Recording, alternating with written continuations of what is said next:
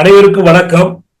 தமிழ்நாடு இனி தொடர் அரசியல் வகுப்பினுடைய 182வது தலைப்பு. இதுக்கு நாம் எடுத்துக்கொண்டிருக்கிற தலைப்பு சிந்துவெளி புதிர்கள் என்பதாகும். இப்ப அண்மையில் தமிழ்நாடு முதலமைச்சர் ஒரு அறிவிப்பை வெளியிட்டிருக்கிறார். நீங்க எல்லாம் பார்த்திருப்பீங்க. ஒரு நூல் வெளியீட்டுல பேசும்போது சிந்துவெளி நாகரிகத்தில் புழக்கத்தில் இருந்த அந்த எழுத்துக்கள் அவற்றுடைய புதிர் விடுவிக்கப்பட முடியாத ஒரு புதிராகவே நீடிக்கிறது. தமிழா அல்லது மூலத்திராவிடமா அல்லது வேறு ஏதாவது ஒரு மொழியா, அது மொழியே இல்லை, சில குறியீடுகளா, இப்படி எல்லாம் ஒரு விவாதம் இருக்கு. அதில் இன்னும் ஒரு தீர்வு காணப்படவில்லை. அதனால அவர் என்ன அறிவிச்சிருக்காருன்னா, இந்த புதிரை விடுவித்து அந்த சிந்துவெளி எழுத்துக்களை படிப்பதற்கு யாராவது வழிகாட்ட முடிந்தால் அவர்களுக்கு அவர் சொல்லியிருக்கிறது $1 மில்லியன், 8 கோடி ரூபாய் பரிசு கிடைக்கும் என்று அறிவிச்சிருக்கிறார். அதுக்காக இல்லை, அது யாராவது அப்படி 8 கோடி இல்லை 80 கோடி வாங்கிட்டு கூட கண்டுபிடித்து சொன்னால் அது மனிதகுல வரலாற்றுக்கு செய்த ஒரு பெரிய தொண்டாக இருக்கும். எவ்வளவு காசா இருந்தாலும் பரவாயில்ல. அந்த புதிரை விடுவிப்பதில் நிறைய முக்கியத்துவம் இருக்கு. சிந்துவெளி நாகரிகம் என்பது ஆரிய நாகரிகமா, தமிழ் நாகரிகமா, ஆரியமல்லாத என்ற பொருளில் திராவிட நாகரிகமா, அல்லது வேறு ஏதாவது ஒன்றா என்ற விவாதம் இன்றைக்கு தொடர்கிறது. சிந்துவெளி என்பதையே சிந்து சரஸ்வதி நாகரிகம் என்று RSS சார்பான ஆய்வாளர்கள் குறிப்பிடுகிறார்கள். இந்த மாதிரி பல சர்ச்சைகள் இருக்கு. ஒரு சிலவற்றுக்கு ஏற்கனவே ஆய்வாளர்கள் ஓரளவு முடிவு கூறியிருக்கிறார்கள். நேற்றைக்கு என்ன நடந்தது என்பது குறித்தே இன்றைக்கு கருத்து சொல்லுகிற போது பல்வேறு மாறுபட்ட விளக்கங்கள் கிடைக்குது. அப்படியானால் ஒரு 4000 5000 ஆண்டுகளுக்கு முன்னால் நடந்தவை, அன்றைக்கு புழக்கத்தில் இருந்தவை, அதற்கு கிடைத்திருக்கக்கூடிய தொன்மை சான்றுகள், இதை வைத்துக் கொண்டு துல்லியமாக பொருள் காண்பது அவ்வளவு எளிதல்ல. முடிந்தவரை அதை நெருங்கி செல்லலாம். அறிவு என்பது கடந்த காலத்தை அறிந்து கொள்வதிலும் எதிர்காலத்தை முன்னறிவதிலும் அடங்கி இருக்கு. நிகழ்காலத்தை மட்டும் சொல்லிக்கிட்டு இருந்தா அது வரலாறு அல்ல, வெறும் செய்திகள். அப்படி பார்க்கிற போது சிந்துவெளி நாகரிகத்தினுடைய அந்த புதிர் என்பது எழுத்துக்களின் புதிர் மட்டுமல்ல, காணப்பட்ட அந்த எழுத்துக்கள், வரி வடிவங்கள், அவற்றினுடைய புதிர் மட்டுமல்ல. இப்ப அண்மையில ஒரு செய்தி நான் படிச்சேன். கீழடியில் அவங்க அந்த மண்பானை மீது எழுதி வைத்திருந்த வடிவங்களும் சிந்துவெளி நாகரிகத்தில் கண்டெடுக்கப்பட்ட அந்த எழுத்துக்கள் அல்லது வடிவங்களும் ஒன்றை ஒன்று சாயல் கொண்டிருக்கு, ஒன்றுக்கொன்று ஒரே சாயல் இருக்கு என்று சிலர் சொல்றாங்க. இது ஒரு முயற்சி, அவ்வளவுதான், அதுவே முடிவில்லை. இது போன்ற பல ஆய்வுக்கோள்கள் வந்துகிட்டு இருக்கு. நமக்கு ஒன்றும் ரொம்ப அவசரம் இல்லை ஏதாவது ஒரு முடிவுக்கு போயிடணுங்கிறது. ஆனா இவை தவிரவும் அந்த மக்களுடைய பொருளாக்க முறை என்னவாக இருந்தது, அவருடைய கலைகள் என்ன, அவர்களுடைய அரசு வடிவங்கள் என்ன, அவருடைய தொழில்கள் என்ன, வேளாண்மையோடு அவர்களுக்கு இருந்த தொடர்பு, இப்படி நிறைய கேள்விகள் எழுந்து கொண்டே இருக்கு. ஆனா இன்னைக்கு அறிவியல் வளருகிற போது அந்த அறிவியல் வருங்காலத்தை முன்னறிகிற அறிவியலாக மட்டுமில்லை, கடந்த காலத்தை அகழ்ந்தறிகிற அறிவியலாகவும் இருக்கு. பொதுவாகவே நாம் இந்த வரலாறு என்று சொல்வது எல்லாமே ஏடறிந்த வரலாற்றை தான் சொல்லுகிறோம். அதாவது எழுதி வைக்கப்பட்ட வரலாறு, ரிட்டன் ஹிஸ்டரி. இப்ப மார்க்சும் எங்கெல்ஸும் பொதுமை கட்சி அறிக்கையினுடைய தொடக்கத்தில் முதல்ல அவங்க ஆரம்பத்தில் எழுதும்போது வரலாறு முழுவதும் வகுப்பு போராட்டங்களின் வரலாறே என்று எழுதினாங்க. அப்புறம் அதுக்கு ஒரு திருத்தம் கொடுத்தாங்க, ஏடறிந்த வரலாறு முழுவதும் அப்படின்னு சொன்னாங்க. மனிதகுலம் தோன்றியதிலிருந்தே வகுப்புகள், அதாவது வர்க்கங்கள், அவற்றுக்கு இடையிலான போராட்டங்கள்லாம் இல்லை. ஏடறிந்த வரலாறு என்பது முழுக்க முழுக்க வகுப்புகளிடையிலான போராட்டங்களாக இருக்கு. அது வகுப்புகளிடையிலான, தேசங்களிடையிலான, இனங்களுக்கு இடையிலான பல்வேறு வடிவத்தில் அந்த போராட்டம் நடக்கும். அப்ப ஏடறியாத ஒரு வரலாறு இருக்கு. இந்த ஏடறியாத வரலாறு தான் வரலாற்றுக்கு முற்பட்ட காலம் என்று சொல்லப்படும். அது ஆங்கிலத்தில் ப்ரீ ஹிஸ்டரி என்று சொல்றாங்க. இன்னொன்னு, மார்க்சிய கண்ணோட்டத்தில் ஒவ்வொரு சமூக அமைப்பும் அது அந்த சமூகத்தின் உறுப்பினர்களுக்கு இடையிலான பொருளாக்க உறவுகளின் தொகுப்பாக அமைகள். ஒரு முதலிய சமூகம்னா ஆக்க பொறிகள் அல்லது உற்பத்தி சாதனங்களை தனியுடைமையாக பெற்றிருக்கிற ஒரு கூட்டத்திற்கும் விற்பதற்கு உழைப்பு திறன் அல்லாத வேறு எதுவுமே இல்லாத இன்னொரு கூட்டத்திற்கும், அதாவது முதலாளர்களுக்கும் பாட்டாளிகளுக்கும் இடையிலான உறவு, இது ஆக்க உறவு, பொருளாக்க உறவுன்னு சொல்றோம். இந்த உறவுகளின் தொகுப்பாக அதை நாம் முதலிய குமுகம், முதலாளித்துவ சமூகம் என்று அழைக்கிறோம். சமூக அமைப்பு என்பது வெறும் பொருளாக்கம் மட்டுமல்ல, அரசியல், கலைகள், இலக்கியம், சமயம், நம்பிக்கைகள் எல்லாம் சேர்ந்ததுதான். ஆனா எல்லாத்துக்கும் அடிப்படையா இருப்பது இந்த பொருளியல் அடித்தளம். அது பொருளாக்க உறவுகளின் தொகுப்பு. அந்த உறவுகள் எப்படி அமையுதுன்னா, அந்த உறவுகள் கருவிகளின் அடிப்படையில் அமைகிறது. சரியா சொன்னா பொறிகள், ஆக்க பொறிகளை பொறுத்துதான் ஆக்க உறவுகள் அமைகின்றன. உறவுகளிலான மாற்றம் எங்கிருந்து தொடங்குதுன்னா பொறிகளிலான மாற்றத்திலிருந்து தொடங்குது. இந்த ஆக்க பொறிகள் என்பதை வைத்துத்தான் வரலாற்று காலங்கள் பிரிக்கப்படுகின்றன. நம்ம சொல்லக்கூடிய இடறியாத வரலாறு அல்லது வரலாற்றுக்கு உட்பட்ட காலம் என்று சொல்வது அக்காலத்தில் பயன்படுத்தப்பட்ட கருவிகளை பொறுத்தது. அந்த கருவிகள் எவை என்றால் கல்லாலான கருவி. மனித சமூகம் தன்னை காத்துக் கொள்வதற்கும் தன்னுடைய பசியை தீர்த்துக் கொள்வதற்கும் கற்களை கருவிகளாக பயன்படுத்தியது. இந்த கற்களை கருவிகளாக பயன்படுத்தும் போது அதுக்குள்ள 3 விதமா பிரிக்கிறாங்க. முதல் கற்காலம், இடைக்கற்காலம், கடை கற்காலம் என்று பிரித்து சொல்றாங்க. இந்த கற்காலம் போனதற்கு பிறகுதான் அது அடுத்தடுத்த காலங்கள் அது பயன்படுத்தக்கூடிய கருவிகளுக்கு பயன்படுத்தக்கூடிய மூலப்பொருளை பொறுத்து வெண்கல காலம் என்றும் இரும்பு காலம் என்றும் பிரிக்கப்படுகிறது. இது வேறு வகையா பிரிக்கிறதும் உண்டு. ஆனா ரொம்ப அடிப்படை பிரிவினை இதுதான்.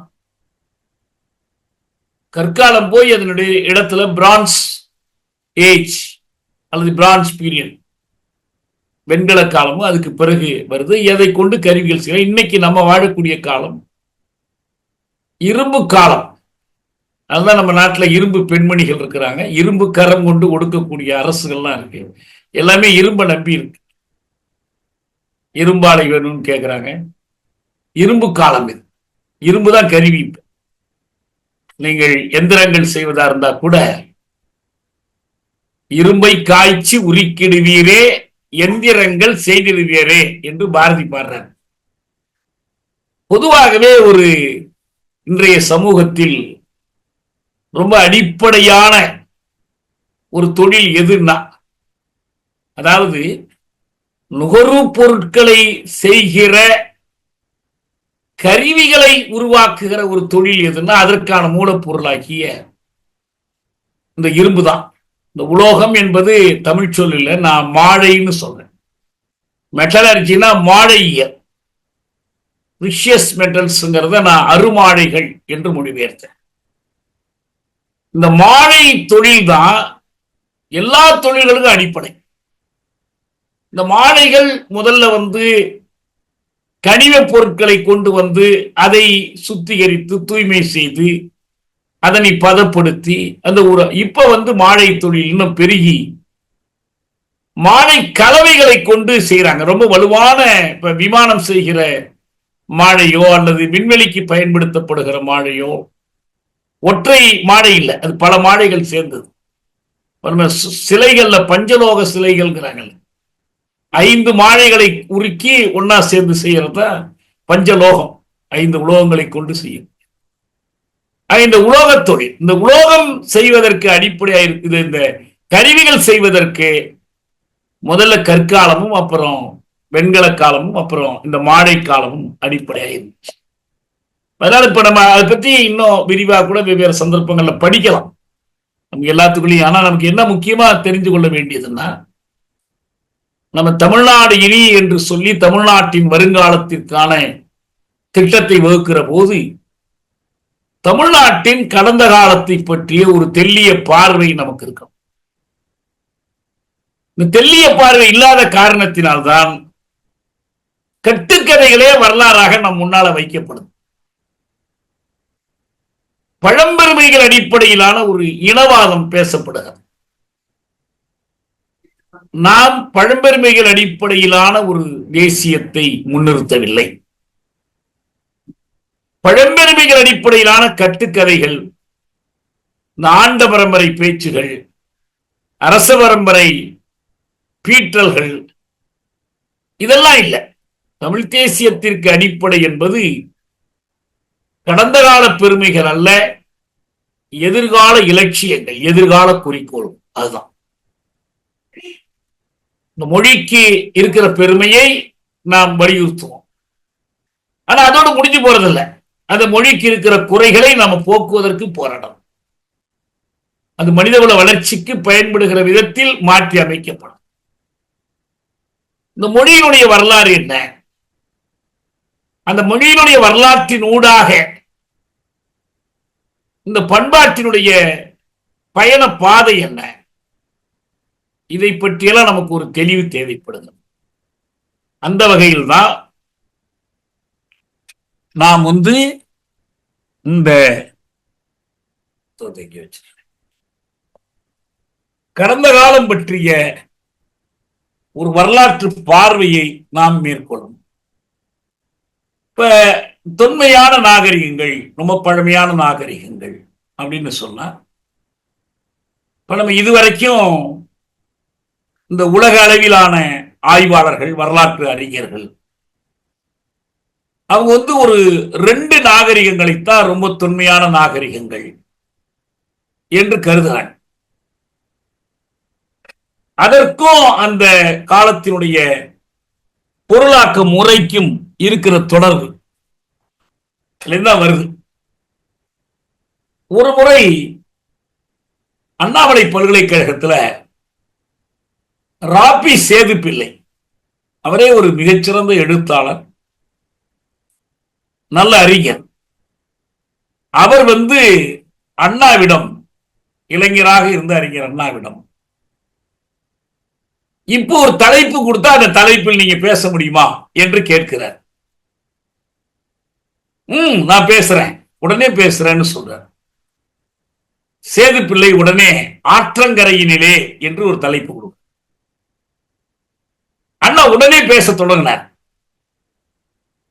சிந்து நதி ஆற்றங்கரையிலே ஆரியர் படையெடுத்து வந்து சிந்துவெளி நாகரிகத்தை அழித்தார்கள். இதான் அவர் பேச்சு தொடங்குற முதல் வாக்கியமே இதான். இதற்கு பிறகு அவர் வந்து அந்த டைகிரிஸ் யூப்ரடிஸ் ஆற்றங்கரையில வளர்ந்த சுமேரிய நாகரிகம், நைல் நதி கரையில் உருவாகி வளர்ந்த எகிப்திய நாகரிகம், இதை பற்றியெல்லாம் அண்ணா பேசிக்கொண்டே போனார். நான் நீண்ட நாளா தேடிக்கிட்டு இருக்கிறேன். அந்த முழு உரை நமக்கு இதுவரை கிடைக்கல. யாராவது முயற்சி பண்ணி கிடைச்சா கொடுங்க. கிடைச்சா கொடுங்க. முழு உரை கிடைக்கல. நான் எல்லாம் பகுதியெல்லாம் கிடைச்சிருக்கு. ராபி சேது பிள்ளையினுடைய ஒரு புத்தகம் இருக்கு. ஆற்றங்கரையிலே தான் அந்த புத்தகத்தோட தலைப்பே. அது வந்து இந்த கையடக்கப்படி பிடிஎஃப் கிடைக்குது. ஆனா அண்ணாவினுடைய பேச்சு கிடைக்கல. அண்ணாவினுடைய பல பேச்சுக்களை நம்ம புதுவையிலிருந்து ஒரு தோழர் தொகுத்தெல்லாம் இணையதளத்துல போடுவார். நம்ம பேர் மறந்துட்டேன். அவர்கிட்ட கூட பார்த்தேன், கிடைக்கல, எதுவும் கிடைக்கல. ஆனா அந்த பேச்சினுடைய முக்கியத்துவம் என்னன்னா, இந்த ஆற்றங்கரைகளில் தான் உலகின் நாகரிகங்கள் தோன்றி வளர்ந்தன. டைகிரிஸ் யூப்ரடிஸ் ஆற்றங்கரையினில் வளர்ந்த நாகரிகம் மெசபடோமிய நாகரிகம் அல்லது சுமேரிய நாகரிகம் எனப்படுகிறது. நைல் நதி கரையில் வளர்ந்த நாகரிகம் எகிப்திய நாகரிகம் என்று அறியப்படும். இதெல்லாம் தொன்மையான நாகரிகங்கள். இவை அழிந்து போய்விட்டன. இன்னைக்கு வந்து இந்த எகிப்திய நாகரிகமும் இல்லை, எகிப்திய மொழியும் இல்லை. ஆனா தொன்மை சின்னங்கள் இருக்கு, பிரமிடுகள் இருக்குது, அவங்களுடைய கல்லறைகள் மற்றதெல்லாம் வச்சிருக்காங்க. அதே போல மூன்றாவதாக சொல்ல வேண்டிய ஒன்று, பல மேற்கத்திய அறிஞர்கள் குறிப்பிடாமல் விடக்கூடிய ஒன்று சீன நாகரிகம். தொடர்ச்சியா ஒரு 4000 ஆண்டுகளுக்கு மேற்பட்ட ஒரு வரலாறு சீன மொழிக்கும் சீன இனத்திற்கும் உண்டு. தொன்மையான மொழிகளுக்குள் அழிந்து விடாமல் உயிரோட்டமாக இன்றைக்கும் மக்களுடைய நாவில் தவிழ்கிற 2 மொழிகள் உண்டென்றால் ஒன்று சீனம், இன்னொன்று தமிழ். இந்த 2 தவிர எதுவுமே இல்லை. மற்ற எல்லாம் இன்னைக்கு புதிய மொழிகள். இப்ப அண்மை காலத்தில் வளர்ந்த மொழி, அண்மை காலத்தில் நேற்று முந்தா நாள் இல்ல, நம்மோட ஒப்பீட்டு அளவில் அதெல்லாம் அண்மை காலத்திய மொழிகள் தான். மற்றபடி சடங்கு மொழிகள் இருக்கு. லத்தீன் மொழிகள்லாம் வந்து லிட்டர்ஜிக்கல் லாங்குவேஜ். சமஸ்கிருதம் போன்ற குழுவு குறிகள், ஒரு மக்கள் மொழிக்குரிய அடையாளமே இல்லாத உயிரற்ற மொழிகள், செத்த மொழிகள். மற்றபடி இந்த நாகரிகங்கள் எல்லாமே அழிஞ்சு போயிடுச்சு. இந்த வரிசையில் தான் சிந்துவெளி நாகரிகத்தை வச்சு பார்க்கணும். அதனாலேயே சிந்துவெளி நாகரிகம் அதுக்கு தமிழ் நாகரிகத்தோடு ஒரு தொடர்பு இருக்கிறது. ஆனா அதுவே தமிழ் நாகரிகமா அல்லது அங்கிருந்து தமிழ்நாட்டுக்கு அந்த நாகரிகம் பரவியதா என்ற கேள்வி எழுது.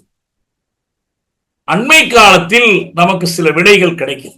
எதை கொண்டு கிடைக்குதுன்னா, கீழடி ஆய்வுகள் மூலம் கிடைக்கும். கீழடி, ஆதிச்சநல்லூர், மற்ற பொருணைக்கரை ஆய்வுகள், வைகைக்கரை ஆய்வுகள் நமக்கு கிட்டத்தட்ட 3000 ஆண்டுகளுக்கு மேற்பட்ட ஒரு வரலாற்றை இந்த கரிம ஆய்வின் மூலம், கார்பன் டேட்டிங், கரிம கால குறிப்பு, அது முறையா அது செயல்படுகிற பல்கலைக்கழகங்களுக்கு அனுப்பி அந்த காலங்களை குறிச்சிருக்கிறார். இது 3200 3500 ஆண்டுகள் அந்த மாதிரி நெருங்கி வருது. இன்னும் சில ஆய்வுகள், இப்ப நம்ம காவிரி கரையில இந்த மாதிரி ஆய்வுகள் செய்யப்படவே இல்லை, செய்யப்படணும். நமக்கு தேவைப்படுகிற அரசு அதிகாரம் அதுக்கும் சேர்த்து தேவைப்படும். இதை முழுமையா ஆய்வு செய்யணும். ஏன்னா நமக்கு வந்து சங்க இலக்கியங்கள் தமிழகத்தினுடைய தொன்மை வரலாற்றுக்கு ஒரு சான்று. தொல்காப்பியம் தொடங்கி தொல்காப்பியத்துக்கு முற்பட்ட சில இலக்கியங்கள் இருந்து அழிந்து போய்விட்டன என்பது தொல்காப்பியத்திலேயே இருக்கு சான்று. சில செய்திகளை சொல்லும் போது தொல்காப்பியர் என்னவா புலவர் என்று எழுதுகிறார். என்னவா புலவர்னா என்று அறிஞர்கள் சொல்வார்கள் அர்த்தம். அப்ப அவருக்கு முன்னால அறிஞர்கள் சொன்னதை அவர் அந்த இடத்துல மேற்கோள் காட்டுறார், சுட்டுகிறார் என்று அர்த்தம். வெளியே என்று பொருள் அதுதான். என்னவா புலவர்ங்கிறது அதுதான். அப்ப அதுக்கு முன்னால இன்னும் சில ஆண்டுகள். ஆனா இலக்கியம் என்று சொல்லுகிற போதே அந்த இலக்கியத்தில் புனைவுகள், அலங்காரங்கள், மிகைப்படுத்தல்கள். இலக்கியம் ரெண்டு தான் இருக்கு. ஒன்னு வீரம், இன்னொன்னு காதல். சங்க இலக்கியம் என்பது இது ரெண்டை பத்தி தான். இந்த வீரம் காதல் இரண்டிலுமே என்ன இருக்கும்னா ஒரு மிகைப்படுத்தல் இருக்கும், அழகுபடுத்தல் இருக்கும். எனவே அதை அப்படியே வரலாறாக ஏற்றுக்கொள்ளாத அறிவுலகம். அதுக்கு வேற சான்றுகளும் சேர்ந்து வரணும். இதுக்கு அடுத்தபடி வரக்கூடியது கல்வெட்டுக்கள். கல்வெட்டுக்களை எழுதி வச்சது நம்ம ஏற்கனவே பல முறை சொல்லியிருக்கிறோம். தஞ்சாவூர் பெரிய கோயில்ல மட்டும் 1,00,000 எழுத்துக்கள் எழுதப்பட்டிருக்கு, கல்வெட்டுக்கள்ல எழுதப்பட்டிருக்கு. இன்னும் அது பல விஷயங்களை வெளிப்படுத்துது. இந்த காலத்தில் என்ன பண்ணாங்க, எப்படி படிச்சாங்க, எப்படி வாழ்ந்தாங்க, சமூக நிலை எப்படி இருந்துச்சு, அல்லது அந்த ஆட்சி காலம் எப்படி இருந்துச்சு. நான் உதாரணமா முந்தையே சொல்லியிருக்கேன். சோழர் காலத்தில் கல்வி முறை இருந்துச்சா, என்ன கல்வி இருந்துச்சு, யார் கத்து கொடுத்தா என்பதற்கான கல்வெட்டு சான்றுகள் பெரிய கோயில்ல இல்லை. இன்னும் சில கல்வெட்டுக்கள் சோழர் காலத்தில் இருந்த வடமொழி ஆதிக்கத்தை, பார்ப்பன ஆதிக்கத்தை, ஆரியர் ஊடுருவல் நுழைந்து விட்டது என்பதை சில கல்வெட்டுகள் காட்டுது. இந்த கல்வெட்டு சான்றுகள் இருக்கு. ஆனா இதையும் கடந்து ஒரு மிகப்பெரிய ஆய்வு சான்று இந்த மண்ணுக்குள் புதைந்து இருக்கிறது. ஆற்று படுகைகளுக்குள் கிடக்கு, மலைகளுக்கு கீழே கிடக்கு, மண் மேடுகளுக்கு உள்ளே கிடக்கிற அந்த சான்று. கீழடி போயிருந்தீங்கன்னா உங்களுக்கு தெரியும். அங்க ஒரு இடத்துல கிடந்த ஓடுகள், நம்ம அந்த பழைய ஓட்டு வீடுகள்ல ஓடு இருக்கும் பாருங்க, இந்த மண்ணில் செய்து நெருப்பில் சுட்ட ஓடுகள். இந்த ஓடுகள் தான் அந்த ஆய்வுக்கே பெரிய மூல காரணமா இருந்துச்சு. அப்ப இந்த ஓடுகள் மண்ணுக்குள்ள கிடக்குதுன்னா வேற என்ன இருக்கும்? ஓட்டு வீடுகள் இருந்திருக்கு, ஓட்டு கட்டடங்கள் கட்டியிருக்கு, மண்ணை சுட்டு ஓடு செய்ய தெரிஞ்சு வச்சிருக்கிறார். இன்னும் கொஞ்சம் நுழைந்து ஆய்வு பண்ணும் போது செங்கற்கள் கிடைக்குது. ஒரு நகர அமைப்புக்குரிய சாலைகள், கால்வாய்கள். ரொம்ப வியப்புக்குரிய செய்தி என்னன்னா, உலோகம் உருக்கி காய்ச்சக்கூடிய பட்டறைகள், அப்புறம் குளியலறை உள்ள வீடு அமைப்புகள், இதெல்லாம் எடுக்கிறாங்க. இதெல்லாம் இப்ப ரொம்ப அண்மை காலத்திய செய்தி, நம்ம எல்லாருக்கும் தெரிஞ்ச செய்தி. அதே போல இந்த மண்பாண்டங்கள்ல, ஏன்னா நம்ம தமிழர்களுடைய தொன்மையான கலைகளில் ஒன்று மண்பாண்ட கலை. இந்த மண்பாண்டங்களுக்கு வண்ண பூச்சுகள், அந்த வண்ணம் அழியாமல் இருக்கு. அவற்றின் மீது சில பெயர்கள் எழுதப்பட்டிருக்கு. அதுக்கான ஒரு எழுத்து வடிவம். இத்தனையும் இந்த ஆய்வுகள் மூலமா நமக்கு கிடைக்கும். இன்னும் கொஞ்சம் ஆழமா தோண்டி, இன்னும் கொஞ்சம் விரிவான பரப்பளவில் தோண்டி, அதையெல்லாம் ஒழுங்கா சேகரித்து அதை முறையான இந்த கரிம கால குறிப்புக்கு நம்ம அனுப்பி எல்லாம் வச்சோம்னா இன்னும் பல உண்மைகள் நமக்கு வெளிப்படும். இதுல நான் ஒன்னே ஒன்றுதான் சொல்ல வருவேன். சிந்துவெளி நாகரிகமும் இந்த கீழடி நாகரிகம், ஆதிச்சநல்லூர் நாகரிகம், பொருணைக்கரை நாகரிகம், வைகைக்கரை நாகரிகம், காவிரி கரையை பொறுத்த வரைக்கும் ஒன்னே ஒண்ணுதான் நமக்கு. பூம்புகார் கடல்ல மூழ்கி போயிருக்கு. அதை முழுமையா ஆய்வு செய்வதற்கு இந்திய அரசு உதவி செய்ய மறுக்கலாம். இந்த வரலாறு வெளிவரக்கூடாதுங்கிறதுல ரொம்ப குறியா இருக்கலாம். ஒரு குறிப்பிட்ட தொலைவு வரைக்கும் கடல்ல மூழ்கி எடுத்து கொண்டு வந்த சான்றுகளை நீங்க பூம்புகார்ல பார்க்கலாம். பூம்புகார் கலைக்கூடத்துல வச்சிருக்கிறாங்க. ஆனா இன்னும் முழுமையான அந்த ஆய்வெல்லாம் செய்யப்படல. இதெல்லாம் முழுமையாக செய்யப்பட்டால் என்ன ஒரு வாய்ப்பு இருக்குன்னா, சிந்துவெளி நாகரிகமும் நம்முடைய தமிழ்நாட்டினுடைய ஆற்றங்கரை நாகரிகமும் சமகாலத்தியவை என்று காணப்படலாம். ஒருவேளை சிந்துவெளி நாகரிகத்துக்கு முந்தையதாகவும் கூட தமிழ்நாட்டினுடைய நாகரிக சான்றுகள் வெளிப்படுத்தலாம். அந்த முறையில் தான் நமக்கு சிந்துவெளி நாகரிகத்தை, சிந்துவெளி நாகரிகத்தினுடைய அடையாளங்களை அகழ்வாராய்ச்சியின் மூலம் கண்டெடுக்கப்பட்டிருக்கிற அந்த செய்திகளை நாம் முழுமையாக அறிந்து கொள்ள வேண்டிய, அதுக்கு எதிரான ஒரு பாகுபாடான கருத்துக்கள், பக்கச்சார்பான கருத்துக்கள், இதையெல்லாம் வெளிப்படுத்துவது என்பது இன்னைக்கு இந்த போராட்டத்தில் ஒரு இன்றியமையாத ஒரு தேவை. நாம் சான்றுகள் அடிப்படையில் பேசணும். கட்டுக்கதைகள், புராண கதைகளை வைத்துக் கொண்டு பேசுவதனால பயனில்லை. அப்படி பார்க்கும்போது நாம் இன்னும் விரிவாகவும் இந்த சிந்துவெளி நாகரிகத்தினுடைய பல கூறுகளை பார்க்கணும். இந்த ஆராய்ச்சிகள் எப்படி நடந்துச்சு, எப்படி இப்ப இருக்கிற இந்த உண்மைகள் வெளியே கொண்டு வரப்பட்டுச்சு என்ற செய்திகளை, அந்த வரலாற்றை நாம் கொஞ்சம் ஓரளவுக்கு பிறகு படிக்கலாம். நிறைய இதை பற்றி புத்தகங்கள் வந்திருக்கு, கட்டுரைகள் பல பேர் எழுதியிருக்கிறாங்க, சுருக்கமான செய்திகள் கலைக்களஞ்சியங்கள் இருந்து கிடைக்குது. ஆனா ஒரு சில செய்திகளை, சில சுவையான சில தகவல்கள், எப்படி இந்த நாகரிகம் வெளிப்படுத்தப்பட்டுச்சுங்கிற அந்த தகவல்களை நாம் தெரிந்து கொள்ள வேண்டும்.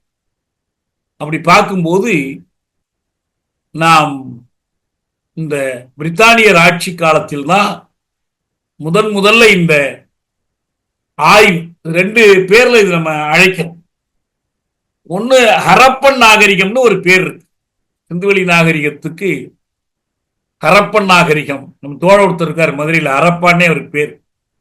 ஹரப்பன் நாகரிகம் அல்லது சிந்துவெளி நாகரிகம், அது இந்தஸ்னு ஆங்கிலத்தில் சொல்றாங்க, தமிழ்ல நம்ம சிந்துங்கிறோம். சிந்து தான் அதனுடைய பேரு.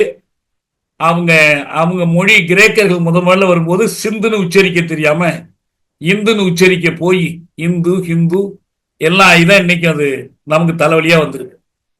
சரி, அதனால வேண்டி இந்த இடம் இன்னைக்கு அது 2 இடம் இருக்கு.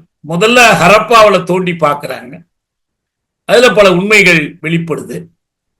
1921 முதல்ல கண்டுபிடிக்கப்பட்டுச்சு ஹரப்பாவில் இப்படி நடக்குதுங்கிறது பஞ்சாப் வட்டாரத்தில். அடுத்த ஆண்டு 22 மொகஞ்சதாரோ. இந்த 2மே இந்த ஆற்றுக்கு பக்கத்துல, எப்படி கீழடி என்பது வைகைக்கு ஓரமா இருக்குதோ அது போல சிந்து நதி, சிந்து ஆறு, சிந்து ஆறினுடைய கிளைகள். இந்த பாஞ்சாலம்ங்கிற பேரே அந்த 5 நதிகள் வாயக்கூடிய பகுதி, அதுதான் பஞ்சாப்னு நம்ம அழைக்கிறோம். இந்த பாஞ்சாலத்தில் இது கண்டறியப்படுது. அன்னைக்கு இந்தியா பாகிஸ்தான்லாம் ஒன்றும் கிடையாது, எல்லாம் ஒரே பாஞ்சாலம் தான். இந்த 2மே இன்னைக்கு இதுல இருக்கு, பாகிஸ்தானுக்குள்ளதான் இருக்கு. இப்ப இந்த 47க்கு பிறகு உருவான இந்தியாவில் அது இல்லை. மொஹஞ்சதாரோவினுடைய இடிபாடுகளை யுனெஸ்கோ 1980 உலக மரபு செல்வம் என்று அறிவித்திருக்கு, அது பாதுகாக்கப்படணும் என்பதற்காக. இந்த நாகரிகம் என்பதற்கு மையமாக இருப்பவை நகரங்கள், அதான் நாகரிகம் என்று அழைக்கிறோம். ஏன்னா மனிதகுலம் என்பது 20 லட்சம் ஆண்டுகளுக்கு மேலாக கற்காலத்திலேயே இருந்துச்சு. கொஞ்சம் நெஞ்சம் இல்ல, 20 லட்சம் ஆண்டுகள் கற்காலத்தில் இருந்துச்சு. ஒரு அரை விலங்கு நிலையில் அலைந்து திரிந்து கொண்டிருந்தாங்க. ஒரு இடத்துல குடி இருக்கல, வீடு கட்டி வாழல, அவங்க கற்களை கொண்டு வேட்டையாடி வாழ்ந்த ஒரு காலம். இத்தனை லட்சம் ஆண்டுகள் இப்படி இருந்ததற்கு பிறகுதான் அவர்களுக்கு அறிவு விழிப்பு ஏற்பட்டது. அதற்கு பொருத்தமாக அவர்களுடைய பொருளாக்க முறை, அவங்களுடைய கருவிகளில் ஏற்பட்ட மாற்றம். அதுக்கு காரணமாக இருந்தது முதல் விஷயம், கோர்டன் சைல்டு என்று சொல்லி ஒரு மார்க்சிய அறிஞர், மானிடவியல் அறிஞர், ஆஸ்திரேலியாவை சேர்ந்தவர், இங்கிலாந்தில் இருந்தார். அவர் இந்த மாற்றத்தை வேளாண் புரட்சி என்று அழைத்தார். விவசாயம்தான் இந்த மாற்றத்தை உருவாக்கியது. ஒரு இடத்தில் தங்கி, அதனாலதான் ஆற்றங்கரைங்கிறது. ஆறு ஓரத்துலதான் தண்ணீர் கிடைக்கும். ஆற்று பாசனத்தை கொண்டுதான், நீர்ப்பாசனத்தை கொண்டு செய்யப்படுகிற வேளாண்மை. அதற்கு வளமான அந்த ஆற்று படுகை, ஆற்று பள்ளத்தாக்கு, வண்டல் மண் பகுதி, நம்ம சொல்றோம் இல்லையா தீரம், அந்த தீரம் சிந்துவெளி தீரம், சிந்துவெளி படுகை, அதுதான் வேலிங்கர், சமவெளின்னு சொல்லும். அங்க அவர்களுக்கு உணவு உற்பத்தியினுடைய தேவை, அதற்காக வேண்டி இவங்க செய்ய தொடங்கும் போதுதான் ஒரு இடத்துல குடியிருக்கிற தேவை வருகிறது. மிகையான விளைச்சல் காணும் போது அதை பரிமாற்றம் செய்து கொள்ள வேண்டி வணிகம் தோன்றது. இதற்கு நகரங்கள் அமைக்க வேண்டிய அவசியம். ஆக இந்த முதல் புரட்சியாக இந்த வேளாண் புரட்சி நடக்குது. இந்த வேளாண் புரட்சியை தொடர்ந்து நகர வாழ்க்கை. அவர் கோல்டன் சைல்டு அதனை நகர வாழ்வு புரட்சி, அர்பன் ரெவல்யூஷன் அழைக்கிறார். முதலாவது அக்ரிகல்ச்சர் ரெவல்யூஷன், இரண்டாவது அர்பன் ரெவல்யூஷன். இதை ஒட்டித்தான் நகரங்களிலும், நகரங்களை சூழ்ந்து ஏராளமான மக்கள் வாழ்றாங்க. ஹரப்பா, மொஹஞ்சதாரோவில் இந்த 2 நகரங்கள்லையும் ஒவ்வொன்றிலும் ஒரு 25,000 மக்கள் அல்லது 35,000 வரைக்கும். மொஹஞ்சதாரோவில் ஒரு 40,000க்கு மேற்பட்ட மக்கள் வாழ்ந்தார்கள்.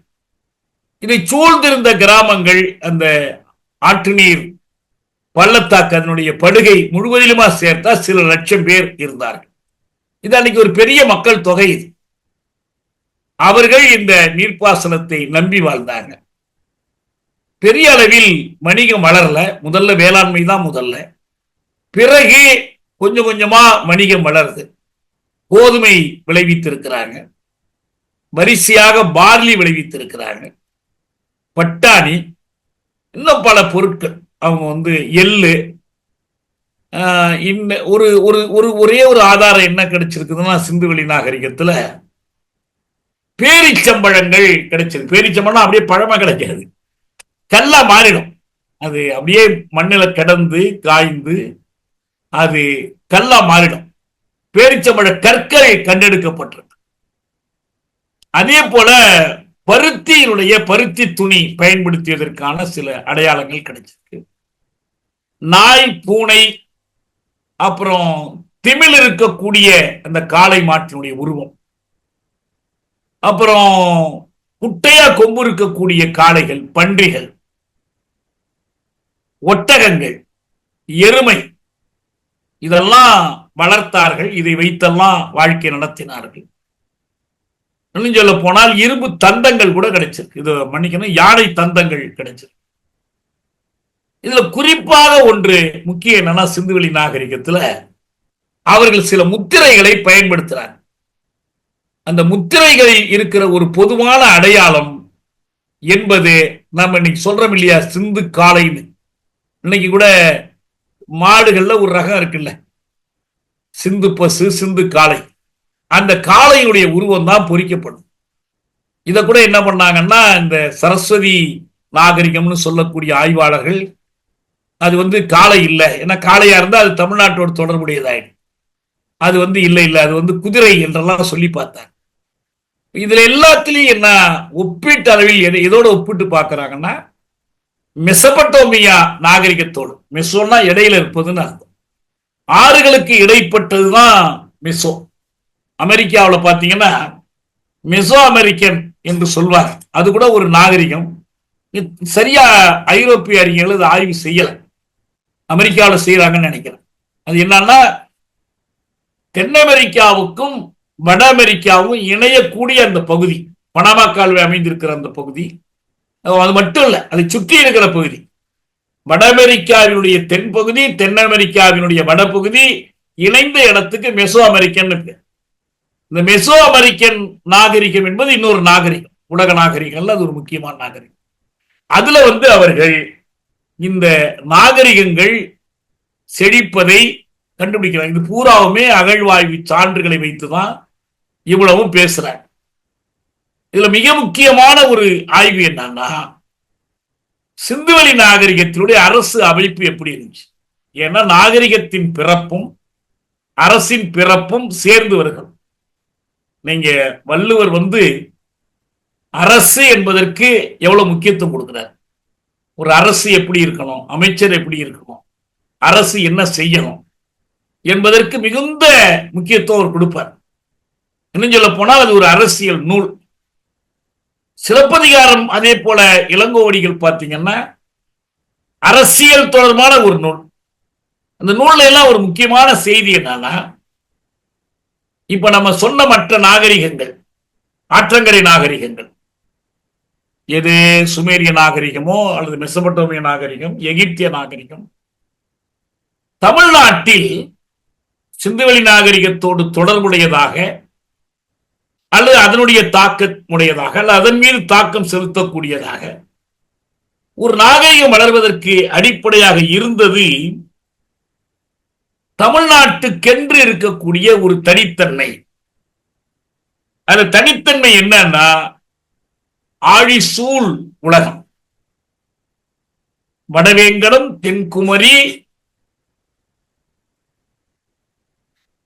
இந்த ரெண்டுக்கும் இடையில் இருக்கக்கூடிய இரண்டு கடல்களுக்கும் நடுவில் அமைந்த ஒரு நிலப்பகுதி இது. இதிலிருந்துதான் அரபிக்கடல், வங்கக்கடல், இந்திய பெருங்கடல் இவற்றை இணைத்து முன்னீர், மூன்று கடல்கள் என்ற பெயர் வந்ததாக நம்ம பேராசிரியர் மருதமுத்து சொல்றார், அவருடைய நூல்ல சொல்றார். இந்த முன்னீர் பழக்கம் அப்படின்னா தண்ணி கடலுக்கு போற பழக்கம் பெண்களுக்கு இல்லை, முன்னீர் வழக்கம் மகடுவோடு இல்லை என்று தொல்காப்பியர் சொல்றார். இந்த கடலுக்கு நடுவில் இருப்பதில் இருக்கிற ரெண்டு வசதிகள் என்னன்னா, ஒன்னு கடல் என்பது முக்கியமாக மீன் வளம், அந்த மீன் வளத்தை பிடிப்பதற்கு வாய்ப்பு. இரண்டு, கடலில் முத்துக்கள் எடுக்க முடியும். மூன்றாவதாக எல்லா நாகரிகங்களுக்கும் மிக முக்கியமானது அயல் நாடுகளுடனான, அயல் நாகரிகங்களுடனான உறவு. சிந்துவெளி நாகரிகத்திற்கும் சுமேரிய நாகரிகத்திற்கும் அதே போல சிந்துவெளி நாகரிகத்திற்கும் எகிப்திய நாகரிகத்திற்கும் இடையில் கொடுக்கல் வாங்கல் இருந்தது. இவங்களுடைய நகைகள், இவங்க உருவாக்கக்கூடிய ஆடம்பர பொருட்கள் அல்லது நெய்து கொடுக்கிற துணிமணிகள் இதெல்லாம் அங்க போனுச்சு. அங்கிருந்து ஒரு சில பொருட்கள் இங்க வந்துச்சு. இந்த வணிகம் என்பது நாகரிகத்தினுடைய ஒரு முக்கியமான அடையாளம். இப்ப இங்க எப்படின்னு சொன்னா, இப்ப தென்பாண்டி நாட்டில் இவர்களுக்கு அயல் நாடுகளோடு இந்த வணிகம் இருந்துச்சு. இப்ப நமக்கு இங்க எடுத்துக்கிட்டீங்கன்னா நம்ம சிலப்பதிகாரம் மற்றதெல்லாம் என்ன பார்க்கிறோம்னா, இவர்கள் அயல் நாடுகளோடு யவனர்கள்னா கிரேக்கர்கள், அவர்களுக்கும் இவர்களுக்கும் இடையில் ஒரு வணிகம். அவர்கள் சிலவற்றை இங்கு கொண்டு வந்து கொடுத்தாங்க, இவங்க சிலவற்றை அவர்களுக்கு கொடுத்தார்கள். இதுல இருந்து கதைகள் எல்லாம் உருவாயிருக்கு. இந்த முத்துக்களை அவங்க எப்படி பயன்படுத்தினாங்க, கிரேக்கத்துக்கு எப்படி போனுச்சு, இதுல இருக்கக்கூடிய உண்மையினுடைய உள்ளீடு எடுத்து பார்த்தோம்னு சொன்னா, இந்த நாகரிகத்தினுடைய வளர்ச்சிக்கு மிக முக்கியமான பங்கை இந்த கடல்கள் வகித்திருக்கு. ஆழிசூழ் உலகம் எல்லாம் பரதனே ஆள என்று கம்பன் சொல்றான். ஆழிசூழ் உலகம். செங்குட்டுவனை பார்த்து இளங்கோவடிகள் பாடும்போது, இமிழ்கடல் வேலியை தமிழ்நாடு ஆக்கினை இது நீ கருதினை என்று பாடுறான். அதாவது கடல் சூழ்ந்த நாடு. ஏன்னா உண்மையில சேர்நாடு தனியா எடுத்தா கடல் சூழ்ந்த நாடு அல்ல, ஒரு பக்கம் தான் கடல் இருக்கு. சோழ நாடு ஒரு பக்கம் இருக்கு, இன்னொரு பக்கம் இல்லை. பாண்டி நாடும் அப்படிதான். ஆனா முற்றிலும் கடல் சூழ்ந்த நாடுன்னு சொன்னா தமிழ் கூறும் நாடு முழுவதையும் சொல்லுவதாக. இப்ப தமிழ் நாகரிகத்திற்கு அடிப்படையாக பொருளையாரும் வைகையாரும் காவிரியாரும் மட்டுமில்ல, கூடுதலாக இந்த சூழ்ந்திருந்த கடலும் இருந்துச்சு. இது மிக முக்கியமான பங்கை இந்த கடல் வகிச்சிச்சு. கப்பல் போக்குவரத்து வழியாக இந்த பாண்டிய நாட்டில் இருந்த முத்துக்குளிப்பு போன்ற வழிகளில் அது வகிச்சிச்சு. இதுதான் இந்த தமிழ் நாகரிகத்தினுடைய பின்னணிக்கான அடிப்படை. ஆனா இதை எப்படி அவர்கள் முதல்ல எடுத்தாங்க? இப்ப இன்னைக்கு பாத்தீங்கன்னா, ஒரு கற்பனையை நிறுவுவதற்காகவே இந்திய அரசு நாங்கள் இந்த உண்மைகளை கண்டறியணும், ராமனை உண்மையா காட்டணும், லட்சம் ஆண்டுகள் பழமையா காட்டணும்.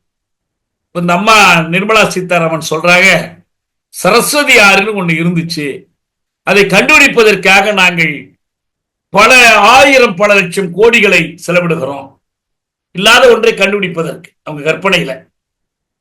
ஆனா உண்மையில் பிரித்தானியர் ஆட்சி காலத்துல அவங்க ஒரு ஆர்கியலாஜிக்கல் சர்வே ஆஃப் இந்தியா, ஒரு தொல்லியல் துறை, தொல்லியல் ஆய்வு துறையை நிறுவினார்.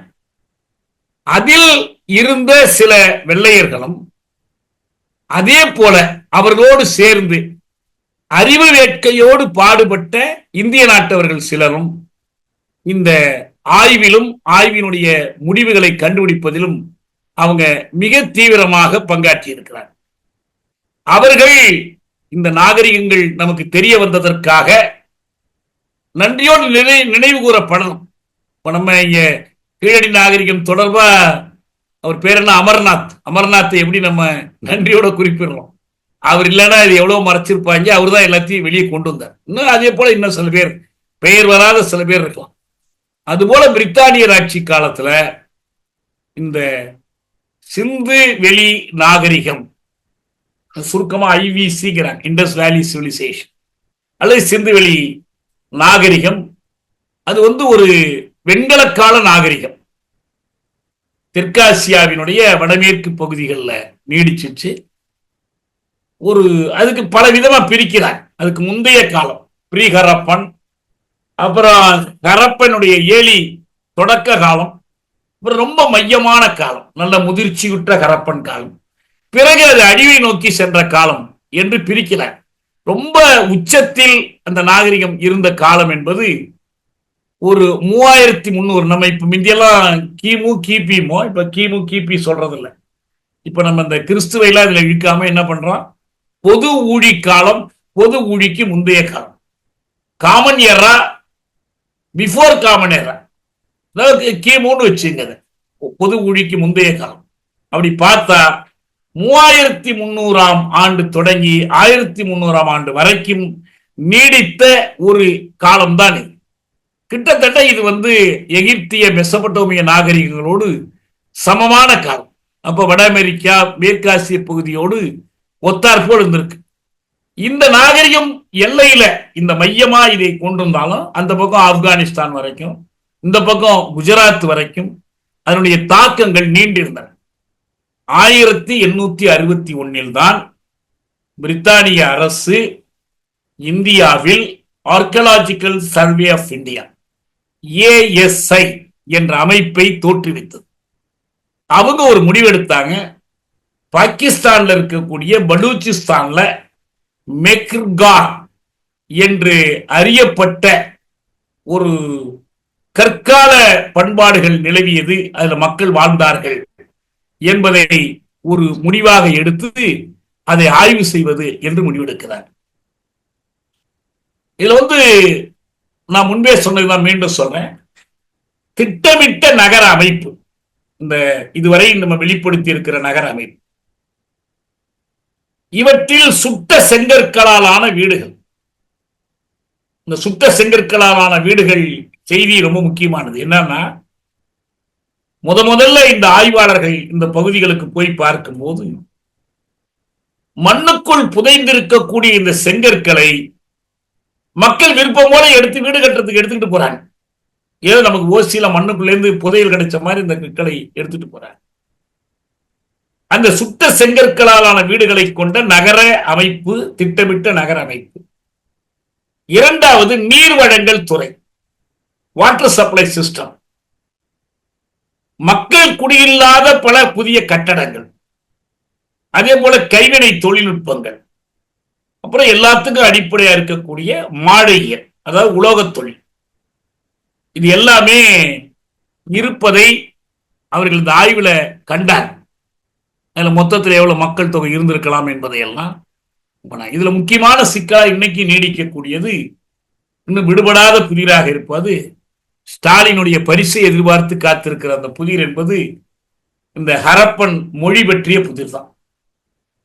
ஆனா அந்த மொழியினுடைய அந்த வரி வடிவத்தை ஒப்பிட்டு பார்த்து எதோடு அது நெருங்கி வருகிறது என்று பார்த்து முதல்ல கொஞ்ச காலம் இந்தோ ஐரோப்பிய மொழிகளோடு இருப்பதா சொன்னாங்க. ஆனா இப்ப நடுநிலையான ஆய்வாளர்கள் அது எதுக்கு நெருக்கமா இருக்குதுன்னு சொன்னால் அது திராவிட மொழிகளின் எழுத்து வடிவத்தோடு நெருக்கமா இருக்கு. திராவிட மொழிகள் அல்லது மூல திராவிடம், புரோட்டோ திராவிடியன் லாங்குவேஜ் என்று அதை சொல்லலாம் என்ற கருத்தை வச்சிருக்கிறார். இப்ப இந்த மூல திராவிட மொழியை தமிழ் குடும்பத்தினுடைய தாய்மொழியாக கொண்டு அதிலிருந்து கிளைத்து தமிழும் தெலுங்கும் மலையாளமும் கன்னடமும் துளுவும் பிறந்தன என்று ஒரு கருத்து இருக்கு. ஆனா அறிஞர்கள் அதை மறுக்கிறார்.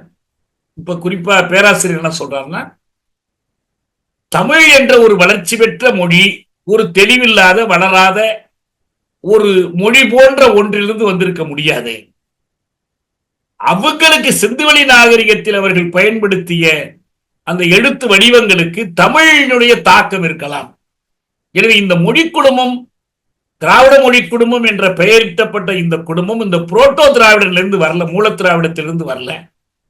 தமிழ்தான் அதில் வடமொழி கலப்புக்கு ஏற்ப மற்ற திராவிட மொழிகளாக அது சிதைந்து உருவாயிற்று. அந்த இவருடைய தமிழ்தாய் வாழ்த்துல சொல்ற மாதிரி அந்த திராவிடத்தின் உதிரத்திலிருந்து உதித்த மொழிகளாத்தான் இந்த மொழிகள் எல்லாமே வந்தது அப்படின்னு சொல்லி சொல்றாங்க. அது தொடர்ந்து ஆய்வுக்குரியதா இருக்கு. ஆக இந்த ரிக்வேதத்தில் இருக்கிற தொடக்க அதிகாரங்கள்ல சரஸ்வதி நதி பற்றி இருக்கு, அதோட ஒத்திருப்பதா சொல்றதெல்லாம் இப்ப புதிய புவியியல் ஆய்வுகள்ல அது தப்பு. உண்மையில ரிக்வேதத்தில் சொல்லப்பட்டிருக்கிற ககர் ஹக்ரா என்கிற ஆறு பனிபடர்ந்த ஆறு, அதனாலதான் அது மறைஞ்சிருப்பதா அவங்க கருதுறாங்க. மொத்தத்தில் ஓயாத மழை, ஜீவநதிகள், காவிரியே ஒரு காலத்தில் ஜீவநதி தானே, உயிர் ஆறுகள். இந்த உயிர் ஆறாக இருந்த இந்த ஆறுகளின் கரையில் தான் இப்படிப்பட்ட நாகரிகங்கள் சற்றப்ப 4000 ஆண்டுகளுக்கு முன்பு தோன்றின. அந்த 4000 ஆண்டுகளுக்கு முன்னால் வந்த அந்த நாகரிகங்களை நீங்கள் இந்த வேத காலத்தோடு மற்றத்தில் உள்ள கதைகளோடு நாம் சமப்படுத்த முடியாது என்று அவங்க சொல்றாங்க. ஆக எகிப்துக்கு நைலும், மெசபடோமியாவுக்கு யூப்ரட்டிஸ் தைகிரிஸும், சீனத்திற்கு மஞ்சளாறு யாங்ஸியும் போல சிந்து ஆறு இதுக்கெல்லாம் அடிப்படையா அமைஞ்சு தமிழ் நாகரிகம் என்ற ஒன்றை, தொன்மையான தமிழ் நாகரிகம் இன்னும் முழுமையடையாத ஆய்வுகளை முழுமை செய்து அதன் மூலம் ஒன்று நிறுவப்படுகிற போது அது இந்த வரிசையில் உலகின் மூத்த முதல் நாகரிகங்களில் தமிழ் நாகரிகமும் ஒன்று என்பது நிறுவப்படும்.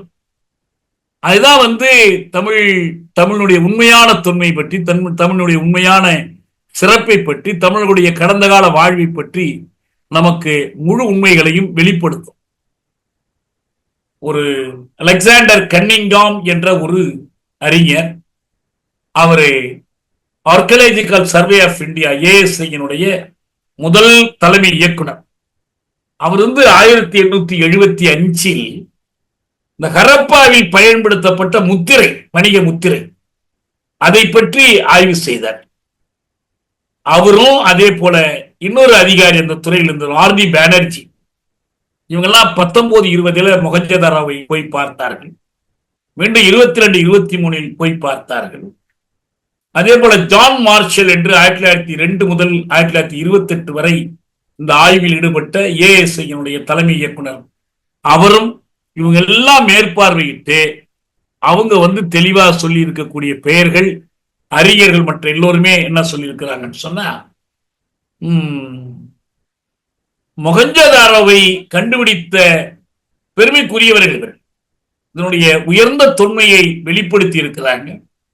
இந்த ஆய்வு பணியில் உடனடியாக அவர்களுக்கு பிறகு பணியாற்றியவர்கள் MS வாட்ஸ், KN தீட்சித், இவங்க எல்லோருமே இந்த மொஹஞ்சதாரோவினுடைய ஆரம்ப கால கண்டுபிடிப்புக்கும் அதனுடைய கிடைத்த தொல்பொருட்களை ஆய்வு செய்து காலம் குறித்ததற்கும் காரணம். இன்னைக்கு இப்ப வளர்ந்திருக்கிற அளவுக்கு அன்னைக்கு இந்த கார்பன் டேட்டிங், இப்ப கீழடிக்கு வந்து கார்பன் டேட்டிங் ரொம்ப துல்லியமா கொடுக்குறாங்க. வளராத காலத்தில் அவர்கள் இவற்றை எல்லாம், இவற்றுடைய காலத்தை எல்லாம் குறித்தார்கள். அப்ப இதுல ஒரு சுவாரஸ்யமான ஒரு செய்தி நம்ம கடைசியாக சொல்லுவோம். கிழக்கிந்திய ராணுவத்தில் ஒருத்தர் பணியாற்றினார். அவர் பேரு சார்லஸ் மேசன். அவர் 1829 இந்த பகுதி முழுவதிலும் பயணம் செய்தார். எதுக்கு தெரியுமா? ராணுவத்தை விட்டு ஓடி போனா கடுமையான தண்டனை கொடுப்பார். எனவே ராணுவம் இவரை தண்டிக்க கூடாதுங்கிறதுக்காக அவர் பதிலுக்கு ஒண்ணு சொல்றார். நான் வந்து இந்த ஆராய்ச்சியில் ஈடுபடுறேன், என தண்டிக்காதீர்கள் அப்படின்னு சொல்லி அவர் அந்த பகுதி முழுவதிலும் சுற்றுப்பயணம் செய்து ஆய்வு செய்து இந்த சிந்துவெளி நாகரிகத்தை வெளிப்படுத்துவதற்கு அவர் ஒரு காரணமா இருந்தார். ராணுவத்தை விட்டு ஓடி போனவர் சார்லஸ் மேசன் சொல்லி, அன்னைக்கு பஞ்சாப் என்பது ஒரு சமஸ்தானமாக இருந்த ஒரு காலத்தில் அவர் போய் அதையெல்லாம் ஆய்வு பண்ணி கண்டுபிடிச்சார். பிரிட்டிஷாருடைய காலத்தில் இந்த நதியினுடைய கிளை நதிகளில் ஒன்றான ரவி ஆற்றினுடைய படுகையில் இந்த சிந்துவெளி நாகரிகத்தினுடைய ஒரு பெரிய நகரம் அமைந்திருந்ததை அவர் வெளிப்படுத்தினார். இப்படி பல பேர் இதுல ஈடுபட்டு பணியாற்றி இருக்கிறாங்க. 1848-49 தான் பிரிட்டன் பஞ்சாபை தன்னோடு இணைத்துக் கொண்டது. அப்ப என்ன பண்ணாங்கன்னா, எப்படி மக்கள் இந்த செங்கற்களை எடுத்துக்கொண்டு போய் வீடு கட்டுறதுக்கு பயன்படுத்திக்கிட்டு இருந்தாங்களோ அதை இந்த பிரித்தானிய அதிகாரிகள் முதல்ல வெளிப்படுத்தினாங்க. அவர் தான் வந்து, அவர் பேர் அலெக்சாண்டர் பர்ன்ஸ் பேர். அவர் வந்து ராணுவ உபயோகத்திற்கு தண்ணீர் வழியாக நீர் போக்குவரத்து நடத்த முடியும் என்பதை பற்றி மதிப்பீடு செய்வதற்காக அவரை கிழக்கிந்திய கம்பெனி அமர்த்தினுச்சு. அவர் என்ன பண்ணார், ஹராப்பாவில் நின்று அப்பதான் இந்த செங்கற்கள் இப்படி பயன்படுத்துறாங்க மக்கள் என்பதை, இந்த செங்கற்கள் கொள்ளை போகிறது என்று அறிவிச்சார். ஆனா பிற்காலத்தில் பிரித்தானிய அரசு ரயில் பாதைகள் அமைக்கிற போது அவர்கள் இதே செங்கற்களை கொண்டு போய் அந்த ரயில் பாதைகள்ல கல்லு போடுவாங்க பாருங்க, தண்டவாளத்துக்கு இடையில, அதற்கு அவர்கள் பயன்படுத்தினார்கள் என்ற செய்தியும் சொல்லியிருக்கிறார். 1861 இந்தியாவில் விக்டோரியா மகாராணி ஆட்சி அறிவிக்கப்பட்டு 3 ஆண்டுகள் கழித்து இன்னும் முறையாக அந்த அகழ்வாய்வு துறை, தொல்லியல் ஆய்வுத்துறை அமைக்கப்பட்டு அதுலதான் நம் முந்தைய சொன்ன மாதிரி அலெக்சாண்டர் கன்னிங்காம் அதுக்கு பிறகு அந்த பகுதியை போய் பார்வையிட்டு இந்த ஆய்வை எல்லாம் அவர் நிறைவு செய்தார். அதாவது ரொம்ப அழகா ஒரு செய்தியை சொல்றாரு. இல்லஸ்ட்ரேட்டட் லண்டன் நியூஸ்ல வந்து எழுதுறாரு ஒருத்தர், ஒரு மார்ஷல் தான், மேல சொன்ன அந்த மார்ஷல், அவர் எழுதுறாரு. அவருக்கு வந்து இந்த சிந்து நாகரிகம் என்பது ஒரு பெரிய உண்மையை வெளிப்படுத்த போகிறது என்ற ஒரு நம்பிக்கை பிறந்தது. சொல்றாரு, டைரின்ஸ், மைசேன ஆகியவற்றில் ஷீல்மேன்கிறவர் ஒரு தொல்லியல் ஆய்வு அறிஞர், அவருக்கு துர்கிஸ்தானுடைய பாலைவனங்களில் கிடைத்த அந்த பெருமை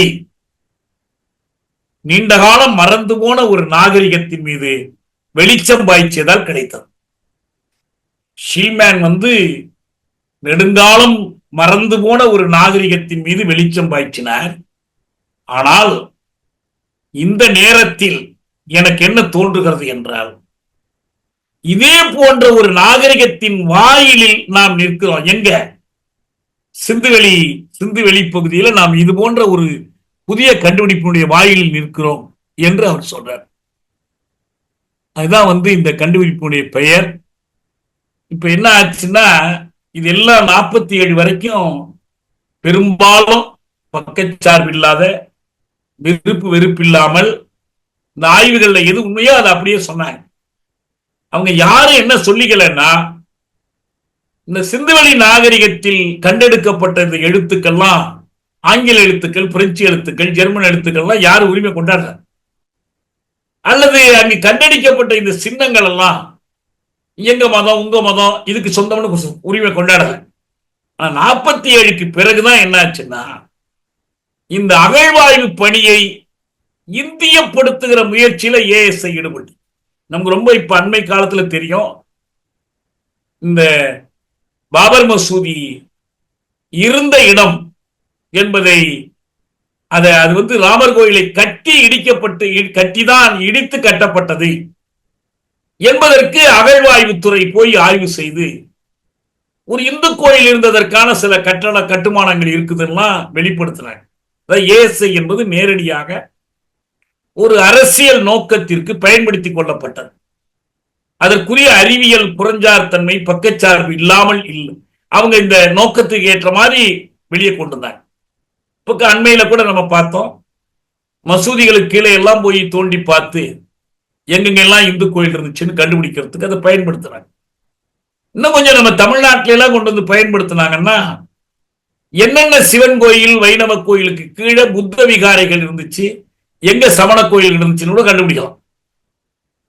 ஆனா தேவையற்றது. ஏன்னா அறிவியல் ஆராய்ச்சிக்கான அகழ்வாராய்ச்சி வேறு.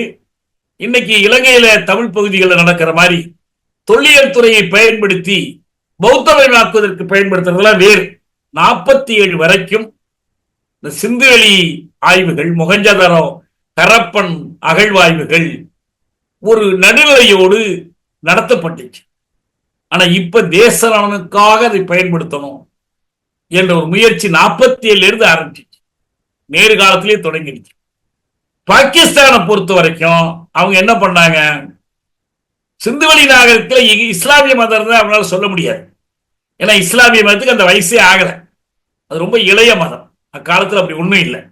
அவங்க என்ன பண்ணாங்கன்னா, அயல்நாட்டு ஆய்வாளர்கள் எதையாவது பண்ணிட்டு போங்க, நாங்கள் இதில் ஈடுபட மாட்டோம், எங்களுக்கு அக்கறை இல்லை என்று பிரிவினைக்கு பிறகு இந்தியாவும் பாகிஸ்தானும் இந்த அணுகுமுறையை மேற்கொண்டார். யுனெஸ்கோ பிற்காலத்தில் மொஹஞ்சதாரோவில் ஒரு ஆய்வு பகுதியை பாதுகாக்கிற முடிவெடுக்கும் போது பாகிஸ்தானுடைய ஒத்துழைப்பை கேட்டாங்க. அவங்க நாங்கள் ஒத்துழைக்கிறோம்னு ஒத்துக்கிட்டாங்க. அவ்வளவுதான். ஆக இதுதான் முக்கியம். இது தவிர பல கேள்விகள் இருக்கு. மொழி ஒரு கேள்வி. அது இன்னும் கொஞ்சம் மற்ற அறிஞர்கள் என்ன சொல்றாங்க, ஒருவேளை ஸ்டாலின் தேர்ந்து நம்ம பரிசு வாங்கலாமான்னு பார்க்கலாம். அதை கண்டுபிடிச்சிட்டோம்னா, ஏன்னா அதனுடைய புதிர் விடுவிக்கப்பட்டுச்சுன்னா ரைட்டு. நான் தவிர என்ன புதிர்கள் இருக்குன்னா, அந்த சமூகத்தினுடைய ஆட்சி முறை, அரசு முறை. ஏன்னா ராஜாக்கள் என்று எதுவும் இல்லை. இன்னொரு மிக முக்கியமான வேறுபாடு சிந்துவெளி நாகரிகத்துக்கும் எகிப்திய சுமேரிய நாகரிகங்களுக்கும் இருக்கக்கூடிய ஒரு மிக முக்கியமான வேறுபாடு என்னன்னா, எகிப்திய நாகரிகத்தில் வந்த பிரமிடுகளைப் போல இங்க எந்த கட்டுமானங்களும் இல்லை. பெரிய கல்லறை அமைப்புகள் இல்லை, வழிபாட்டு தலங்கள் இல்லை. வழிபாடுன்னு ஒண்ணு இருந்துச்சு, இதுல கீழடியில பார்த்த மாதிரி. ஒரு நிறுவனமயப்பட்ட மதங்கள் என்று எதுவும் இல்லை. இதெல்லாம் வேறுபாடுகள். அப்ப அரசர்கள் என்று இருந்து அவர்கள் ஆட்சி புரிந்து அவர்கள் நிலக்கிழாரிய மன்னர்களாகவோ அல்ல கிரேக்கத்தில் ரோமபுரியில் இருந்த மாதிரி அடிமை உடைமையாளர்களான ஆண்டைகளாகவோ இருந்திருப்பார்களானால் அதுக்கான கட்டுமானங்கள் எதுவும் இங்க இல்லை. வீடு கட்டி இருக்கிறாங்க. இன்னொன்னு என்ன முக்கியமானதுன்னா, பங்களாக்கள் ஒரு பக்கம் குடிசைகள் ஒரு பக்கம் என்பது போன்ற வீட்டு அமைப்பு இல்லை. ஏறத்தாழ சம அளவில் தான் இந்த வீடுகள் எல்லாம் இருக்குன்னு கண்டுபிடிச்சிருக்காங்க. இப்போ ஓரளவுக்கு ஒரு சமத்துவ வாழ்க்கை முறை இருந்தது. ஆனா இன்னொரு பக்கம் அளவைகளை பயன்படுத்துறாங்க, எண்ணிக்கைகளை பயன்படுத்துறாங்க. முறையான பகிர்வு இருக்குதுன்னு சொன்னாலே அதுக்கு ஒரு அரசு நிர்வாகம் இருந்தாலும். அப்ப அந்த அரசு நிர்வாகம் எப்படி இருந்துச்சு? மன்னர் இல்ல, அடிமை உடைமையாளர் இல்ல, ஒரு மதக்குரு இருந்தார் என்பதற்கு அடிப்படை இல்லை. அப்ப இது எப்படி இருந்துச்சு, என்ன அடிப்படையில் இருந்துச்சு? இங்க நமக்கு இலக்கிய சான்றுகள் கிடையாது. ஏன்னா இப்ப இலக்கியமே இல்லை. இப்ப நமக்கு இருக்கிறதெல்லாம் இந்த மண்ணும் கல்லும் ஓடும் அந்த பாதை அமைப்பு இதெல்லாம் வச்சுதான். ஆனா இதுக்குள்ள போய் நிறைய ஆய்வுகள் பண்ணி கண்டுபிடிக்கிறாங்க. இன்னும் தொடர்ந்து ஆய்வுகள் முடியல, இப்பயும் தொடருது. அந்த ஸ்கிரிப்டை வெளிப்படுத்துறதுக்கான ஆய்வுகளைப் போலவே அவங்களுடைய அரசியல் வரலாறு, பண்பாட்டு வரலாறு, இப்போ அவங்க வைத்திருக்கக்கூடிய சில சிற்பங்கள், அதில் நடனமாடக்கூடிய பெண்ணினுடைய உருவங்கள், இதெல்லாம் கண்டெடுத்திருக்கிறாங்க. அவங்க பயன்படுத்திய கீழடி மாதிரியே தான் பல இது கீழடியோட ஒத்து ஒத்து வருது, பல இது ஒத்து வருது. நம்ம தனியாவே சிந்துவெளியும் கீழடியும் என்பதை பற்றி தனியாக கூட நம்ம பேசலாம். இந்த சிந்து வெளி ஆய்வினுடைய இந்த கேள்விகள், இவற்றுக்கான விடைகளை நாம் அடுத்தடுத்த வகுப்புகள்ல நம்ம தேடுவோம். இப்போதைக்கு ஒரு சிந்துவெளி நாகரிகம், மொஹஞ்சதாரோ ஹரப்பாவினுடைய அகழ்வாய்வுகள், அதுல யார் என்ன பங்கு வைத்தார்கள், அது முன்னால் இருக்கிற நமக்கு முன்னிறுத்துகிற கேள்விகள் என்ன என்பதை நமக்கு முன்னால வைத்துக் கொண்டு நாம் நிறைவு செய்வோம். புதிர்களை விடுவிக்க நீங்க எல்லோருமே முயற்சி பண்ணலாம். முயற்சி பண்ணி பரிசு கிடைச்சா நம்ம பகிர்ந்துக்கலாம். நன்றி தோழர், நான் நிறைவு செய்யறேன்.